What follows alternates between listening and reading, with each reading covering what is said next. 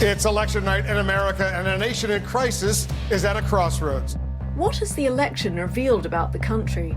This was an election that really put into clear focus how polarized America is. How we think of American politics is much more muddled out in the world than it is in D.C. And what does this say about who Americans really are?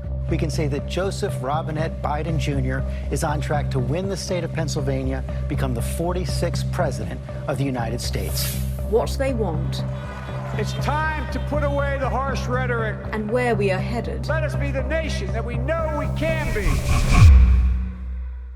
If Americans can broadly agree on nothing else, we should be able to agree that much of the bitterness and political tribalism that drives our public discussions is unhealthy for our country. In order to debate contentious public policy issues in a respectful and engaging manner without abandoning deeply held principles, the Cato Institute, in collaboration with the Brookings Institution, present Sphere.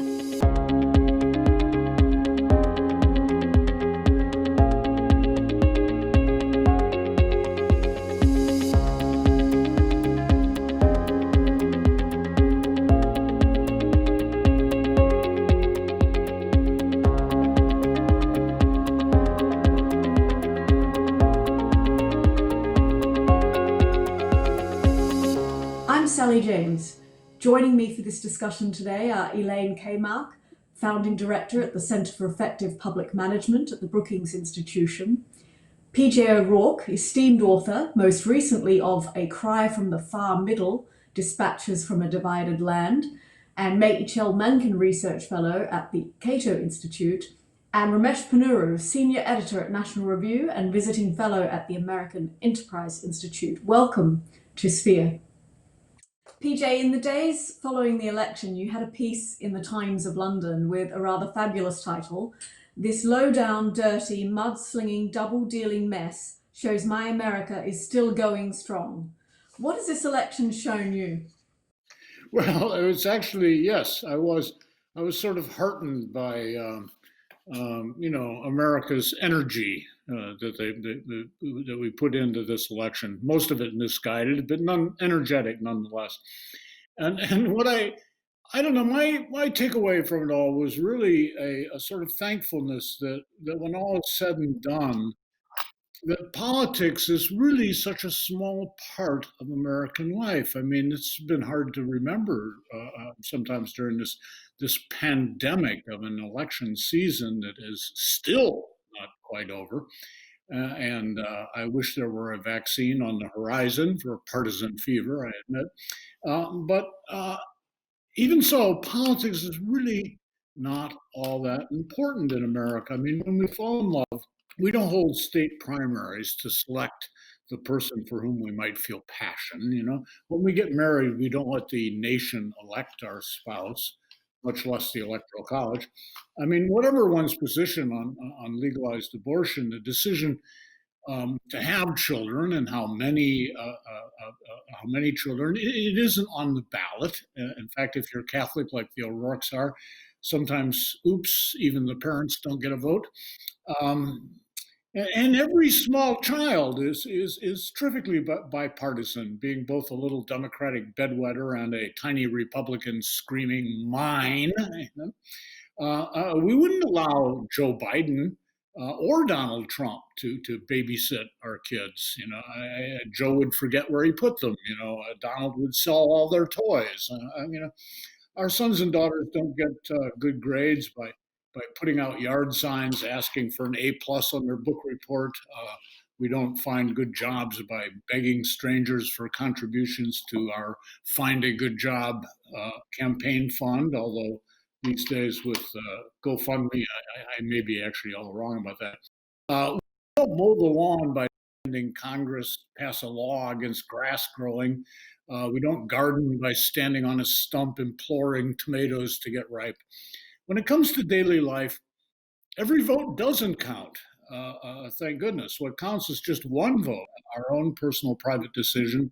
And I kind of like to give thanks and take hope that that's how things will always stay in America. That's an interesting perspective, Elaine. You've been involved in electoral politics for a long time. You were part of the Gore campaign and you worked on policy in the Clinton White House. I suspect you have a different take, therefore, on what we just witnessed. What do you think we should learn from what's happened? Well, I think we need to start out by saying PJ O'Rourke is absolutely right. Most of the time, politics really doesn't matter very much in America. I mean, it's really kind of beside the point. When I worked on reinventing government, we realized that with the sole exception of people over the age of 65 who are getting Social Security and on Medicare, almost no one ever interacted with the federal government other than to pay taxes. Other than that, there's absolutely no interaction. The interaction would be a little bit more at state and local governments, but even there, quite minor. Now, we're at an inflection point, however, here, and this has been a pretty extraordinary election. Put aside Donald Trump's ravings, okay, because he does rave, he lies, he says things that no American president has ever said and hopefully will never say again. But underlying this vast split we saw that we have seen in American politics is one fantastic set of facts, and let me just give them to you. In 2020, Joe Biden won the 477 counties in the United States that account for 70% of American economic activity. And Trump won 2,497 counties in the United States that account for just about 29% of economic activity. We are living through a time of a huge split. We have two Americas. We have the America of the high-tech emerging economy that is fueling growth here and in fact around the world. And then we have what some of my colleagues at Brookings have called the left behind economy. And Donald Trump's strength is in the left behind economy. The closest analogy I can find to that is, ironically, 1896, a long time ago, and William Jennings Bryan was representing the left behind economy in contrast to McKinley, who was the representative of the emerging, growing, industrialized economy. And that went on for frankly, some time, this dramatic split. We have this dramatic split right now. And there's overlays of racism in it. There's certainly a lot of misogyny in it. Thank you, Donald Trump. There's all these other things that the press likes to focus on. But the fundamental problem is that we have two Americas. We have a prosperous America and we have a left behind America. And I think that's what we saw in this election, where we had record turnout. We had turnout that is the biggest turnout since 1900. And people are doing what they do in a democracy. They're looking for where their resentments are, their anger is. They're looking for hope, and they latch on to somebody like Donald Trump, who seems to represent their frustration.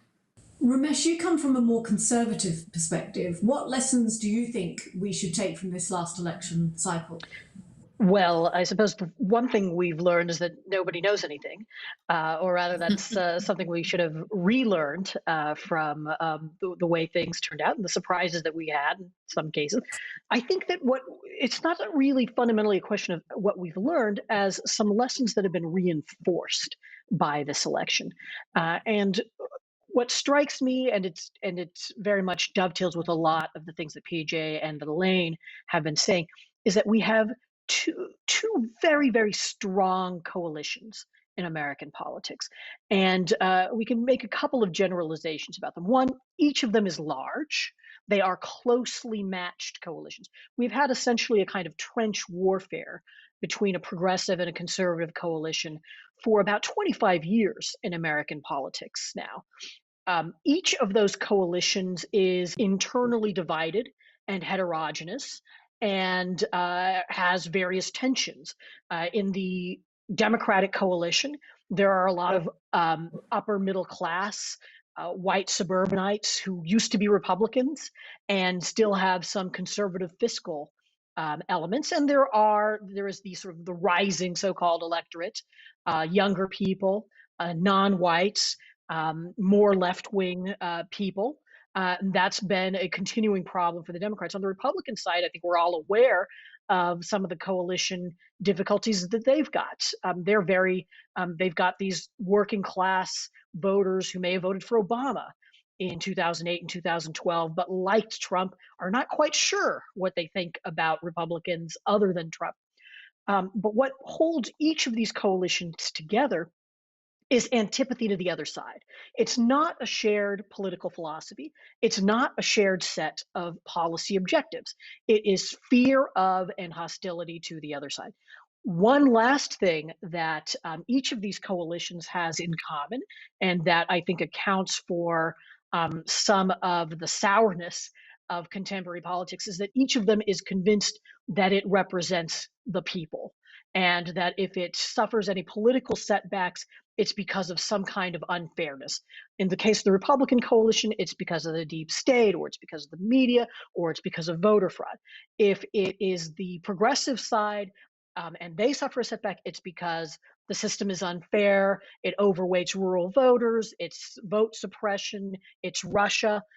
And there are some elements of truth in each of these explanations on each of these sides. It fundamentally represent escapes from the fact that we are, in fact, deeply divided and deeply polarized. So, against this backdrop of continuing division and polarization that you and Ramesh have identified, Elaine, what effective policies do you think we'll actually see? Well, one of the most difficult things about this polarization is that we don't have a lot of effective policies. Okay, that is one of the.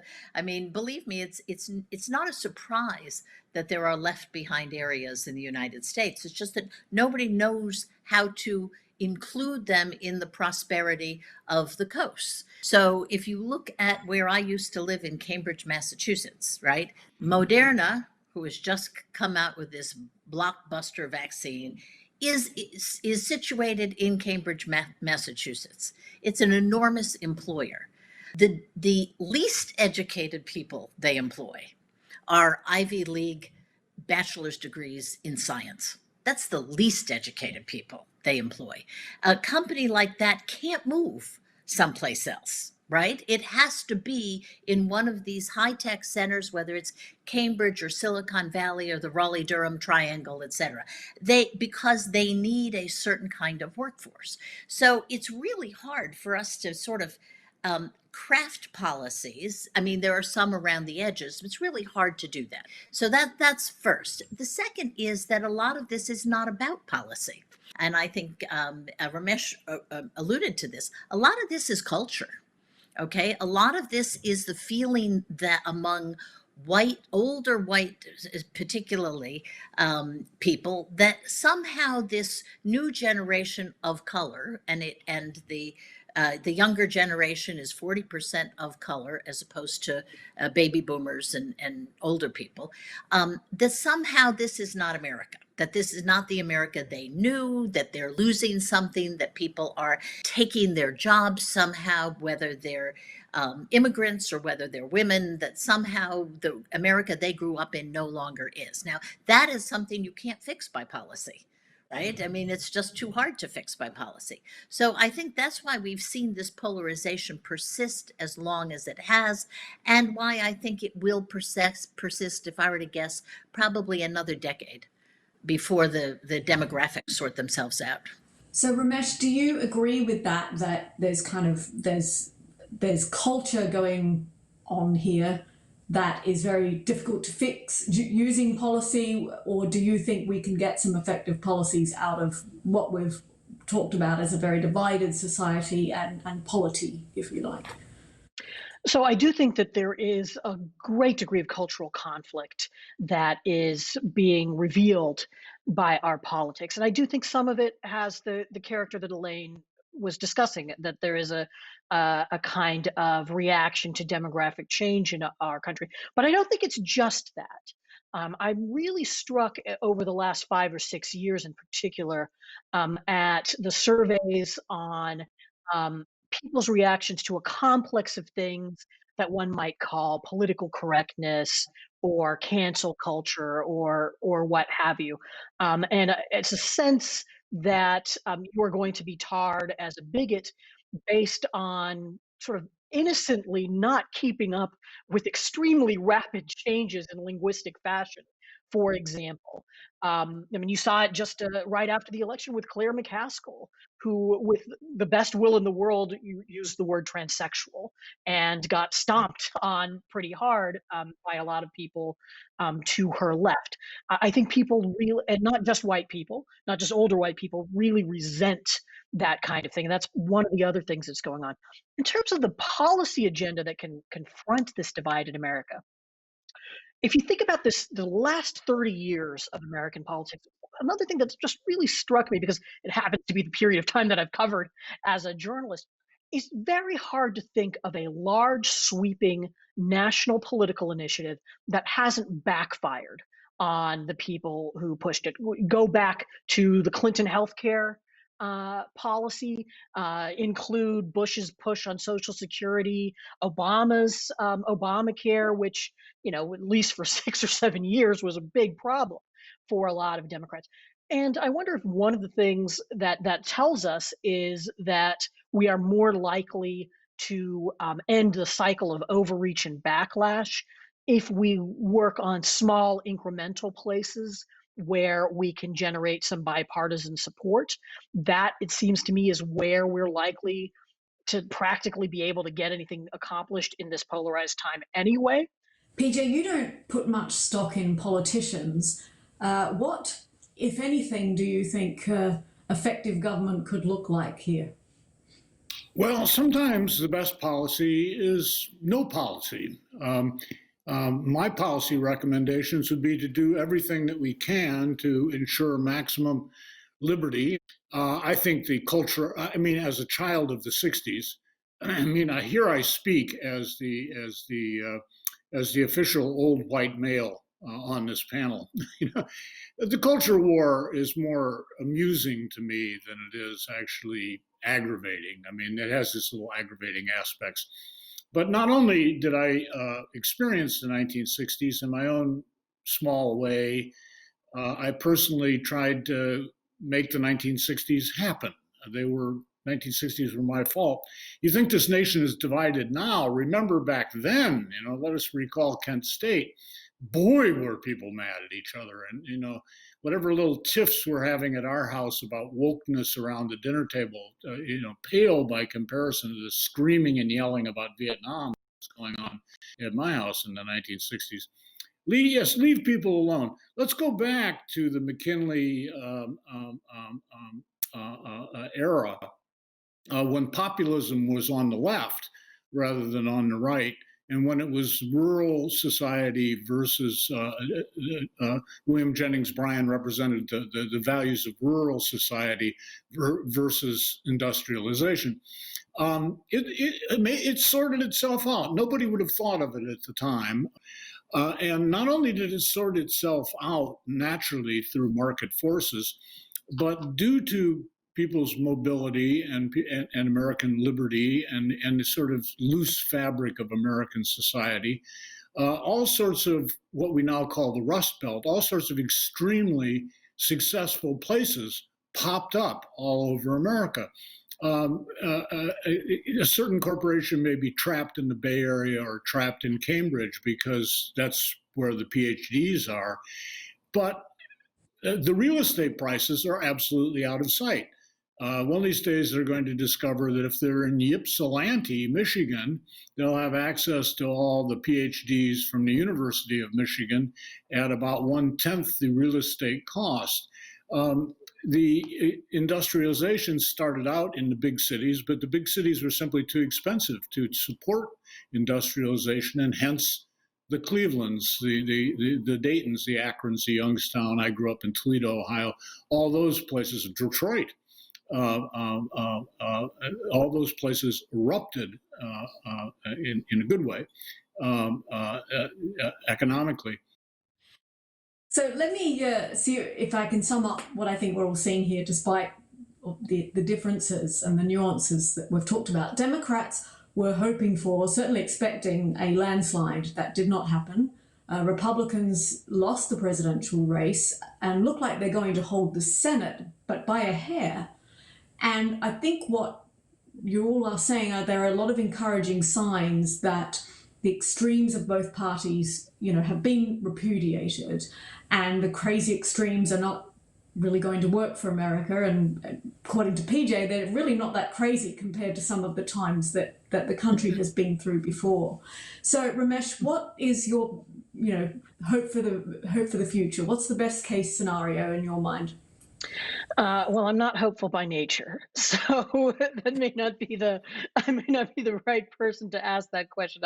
I guess in that respect, I'm temperamentally conservative, because I do think it's quite clear that even though both of these coalitions, as I was saying earlier, think of themselves as the authentic voice of the people, the people don't want them. There are overlapping anti-left and anti-right majorities in this country, and so I do think, in that respect, it's quite right to say that the left has been repudiated and a certain kind of conservatism has been repudiated as well. But that doesn't mean that their adherents are going to get the message. That's just not something that political activists are inclined to internalize in general. And so I think that we are going to be in this kind of trench warfare for some time. I mean, the point that PJ made is absolutely right about the divisions of the late 60s.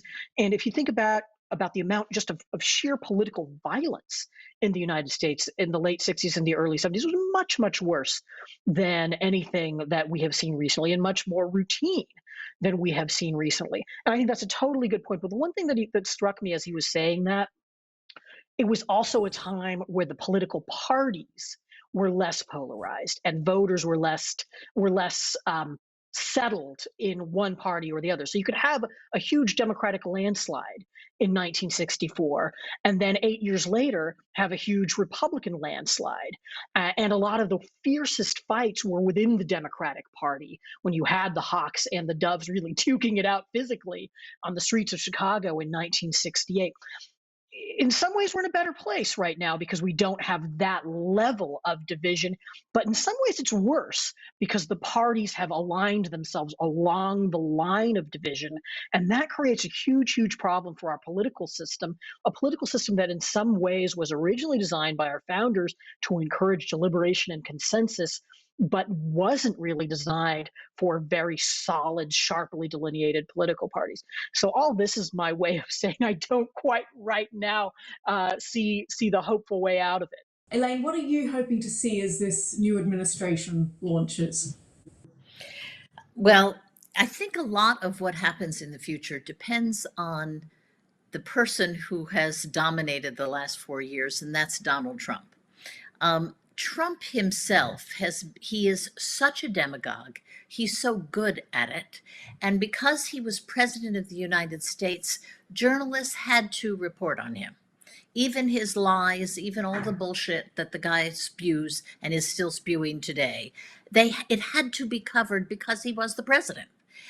Once he is no longer the president, the question is, will Donald Trump be able to have the hold on the public attention that he has had for the last 4 years? Or will that dissipate as he goes off and tries to make a TV network or whatever he does? And I think that's important because essentially both extremes of the parties got a slap on the wrist from the voters this time around, right? Clearly there were Republicans that didn't like Donald Trump. He's gone.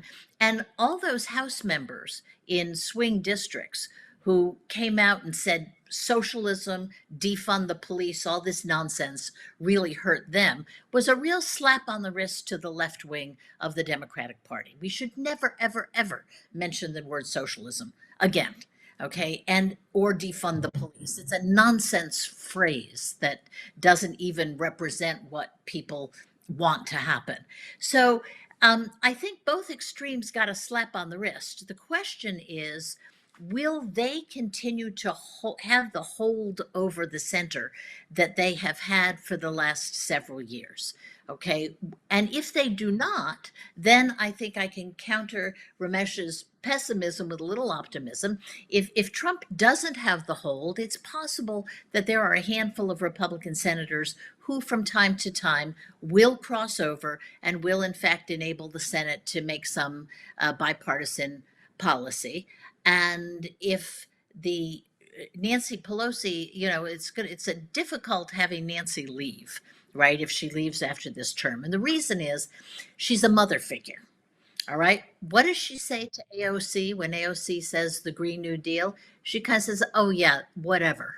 Right. She treats her like an errant granddaughter, and AOC knows it. Okay. So AOC is not having the enormous control within the House caucus that you would think from some of the news media. So again, it sort of depends on whether or not there's the ability to constrain the wings of the parties, almost put them back in their boxes. It's not like we haven't always had crazy socialists, participating in the Democratic Party. Okay. But they weren't front and center. And it's not like there haven't always been white supremacists hanging around the Republicans.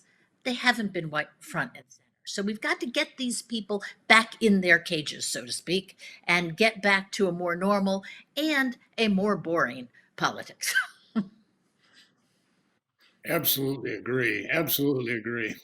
I think America's political parties have made the mistake of forgetting that America doesn't really have political parties in the European sense. There's no little card that you carry. You cannot be expelled, obviously. You can see on both sides of the aisle, you can see that you cannot be expelled from an American political party. As far as joining American political party, donate so much as a nickel to a candidate on either side, and you have joined that party forever. They'll never leave you alone. And we don't have that same sense of our political parties don't have a clear-cut leadership. They don't have a coherent ideology. What we have in America, rather than two political parties, is two general tendencies. And one general tendency is the idea of the government should fix the problem, and the other tendency is the government is the problem. And actually, you can hold both thoughts in your head at the same time without cognitive dissonance or driving yourself crazy and becoming neurotic. Anybody who's been down to the Department of Motor Vehicles, we're very thankful for our departments of motor vehicles. We like paved roads. It's nice that we have somebody to decide which side of the road we drive on. We like the stop signs and the yield signs and so on. We may get annoyed by the speed limit sometimes, but basically it's a good idea that it's there. We like the Department of Motor Vehicles. Government should fix the problem, and they did with the Department of Motor Vehicles. Meanwhile, we're sitting there filling out 50 pages of bump to register a trash trailer and standing in a line for an hour and a half. And at the same time, we're thinking the government is the problem. One visit to the DMV, and you see both sides of the American. So when the American political parties recognize that they slightly represent one of two general tendencies of American thinking, then there's a tremendous overlap between them. And then when things need to get done, things do get done, and sensible arguments are had. All right, let's do a quick lightning round of final thoughts. Ramesh? Well, I think that the polarization I've been talking about this whole time is self-reinforcing, but it's not inevitable. Leaders in both parties have made choices that have caused it to accelerate, and they can make different choices. Joe Biden could choose to try to govern from the center, which in some ways I think is his natural inclination, and that could lower the temperature of our politics somewhat. The media could make different choices than they've made, or I should say we've made over the last few years in terms of maybe depriving a little oxygen to the most sensationalistic or incendiary voices. Republicans can make different choices too. Part of the division that has been created has been based on the Republican approach to voting rights. And I think one thing that we should have seen now, based on this high turnout election, is Republicans don't need to fear high turnout, and Democrats don't need to put all their hopes in it. We can have high turnout elections where the country is still pretty evenly divided. And in an odd way, maybe that ought to be something that we make something positive out of. Elaine. Well, what do I want to happen? I want politics to be boring again. Okay.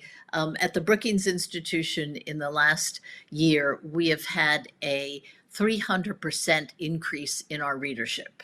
And while I would like to think that that is because the world has discovered how brilliant we are, I think it's actually just, and you've probably had the same thing, Ramesh, at AEI. I think what it really is about is that people are tearing their hair out because of politics, and they're suddenly very interested, and suddenly it has huge consequences for them, they think, etc.